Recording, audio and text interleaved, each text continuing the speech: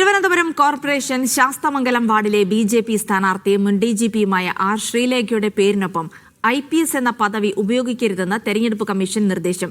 പ്രചാരണ ബോർഡുകളിലും മറ്റും പേരിനൊപ്പം ഉപയോഗിച്ചിരുന്ന IPS പദവി നീക്കം ചെയ്യാനാണ് കമ്മീഷൻ ആവശ്യപ്പെട്ടിട്ടുള്ളത്. ആം ആദ്മി പാർട്ടി നൽകിയ പരാതിയിലാണ് നടപടി. തിരുവനന്തപുരം കോർപ്പറേഷനിലെ ബി.ജെ.പിയുടെ സെലിബ്രിറ്റി സ്ഥാനാർത്ഥിയാണ് മുൻ DGP ആർ. ശ്രീലേഖ. ശ്രീലേഖയുടെ പ്രചരണത്തിലധികവും IPS ചേർത്ത പോസ്റ്ററുകളാണ് ഉണ്ടായിരുന്നത്. ഔദ്യോഗിക പദവികൾ തെരഞ്ഞെടുപ്പ് പ്രചരണത്തിനായി ഉപയോഗിക്കുന്നത് ചട്ടലംഘനമായതിനാലാണ് തെരഞ്ഞെടുപ്പ് കമ്മീഷൻ ഇടപെടൽ. നിലവിലുള്ള പ്രചരണ ബോർഡുകളിൽ നിന്ന് IPS എന്ന് നീക്കം ചെയ്തോ IPSനൊപ്പം റിട്ടയർഡ് എന്ന് ചേർത്തോ നിയമക്കുരുക്കിൽ നിന്ന് മറികടക്കാനാണ് BJP ശ്രമം.